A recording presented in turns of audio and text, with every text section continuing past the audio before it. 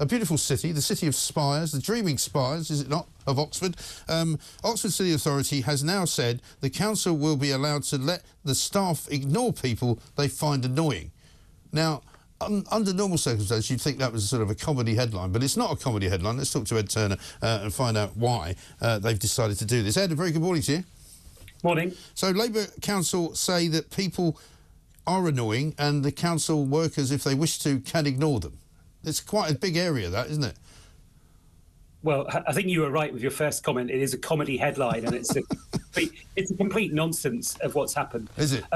Let me put it this way, Mike. If I was a citizen and I got in touch with Talk, and I said Mike's hopeless, I get that every day. Mostly for the management. This is where I'm going. This is where I'm going. And then they deal with it. And they talk to you, maybe. And then Tuesday, I did the same thing. And then Wednesday, I got in touch by email and by phone. And Thursday, I got in touch, and they not got back to me about Wednesday. And then I contacted 3 different people at the station. At some point, you'd say, "Hang on, no.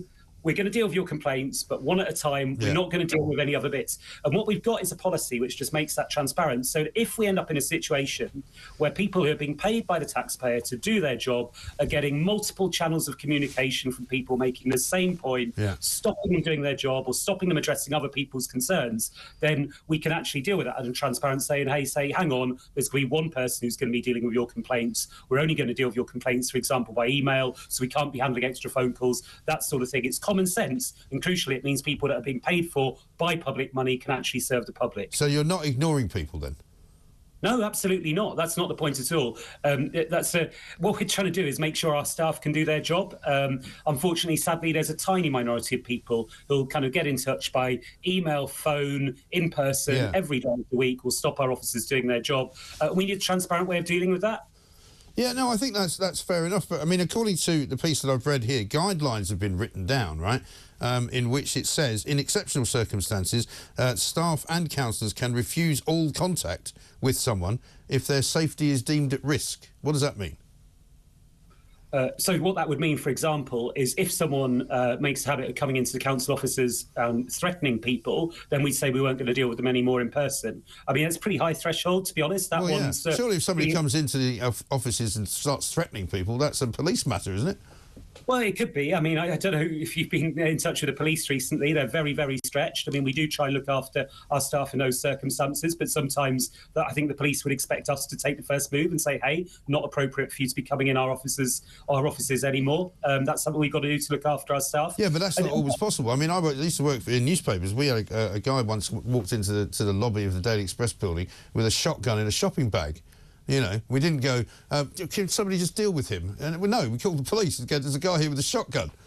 Yeah, no, rightly so. I don't think we're disagreeing with each other on this. We just need something where to say if people are ending up feeling threatened. To be honest, the more common variant is where you just get such persistent contact, it stops people doing their jobs. And I've seen that firsthand. You know, we've got people that are planners or people that are surveyors that have got a massive load of public inquiries to deal with, and instead they're spending all their time on just 1 or 2 people who are getting in touch in a way, you know, with just such regularity. You've just got to do something. Right. But I mean, equally, I wonder whether you needed to write it all down because, you know, the problem I see in a lot of organisations such as yours is that you have to have guidelines for everything. You don't really need guidelines for everything. And when you use phrases like, you know, if people's safety is at risk, you know, there's an awful lot of people that will say that I don't feel safe going to work, which doesn't mean they're worried about the guy with the shotgun. It means that they don't feel safe in a particular space or they don't feel safe in a particular, you know, building. Do you know what I mean? And I think it lends itself to being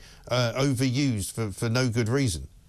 Well, it's an interesting point. Equally, if we don't write it down, then it's a bit arbitrary. You know, in practice, if someone contacts the council 28 times a day through different channels, the council would use common sense. People would use common sense. They'd stop dealing with it. Right. But at some point, I think you owe it to everyone to be quite fair and transparent about when you're going to say, actually, you know, enough's enough. Is it after 3 emails or 5 emails? And also, you should have some sort of process around it. I don't want an individual officer to be saying, "Oh, I'm fed up with you. I'm not going to reply to you anymore." Right. Instead, I'd like that decision to be taken, you know, a bit more in the round, so it's a bit more transparent. And just one last thing, if I could say this, what we've done is we've based our policy on guidelines which have come from the government. Right. The local That's not necessarily a good thing, you know. Well, you know, I'm a Labour councillor.